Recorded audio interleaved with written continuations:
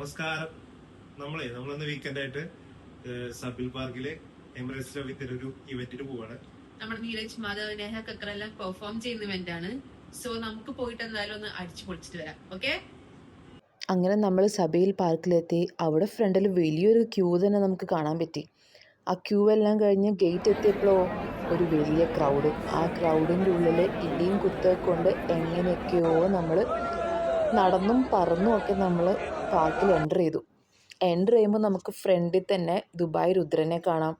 അവിടുന്ന് ഡയറക്റ്റ് പോകുമ്പോൾ നിറയെ ലൈറ്റ്സ് ഒക്കെ വെച്ചിട്ട് ഡെക്കറേറ്റ് ചെയ്ത ഒരു എൻട്രിയാണ് നമുക്ക് കാണാൻ പറ്റുന്നത്.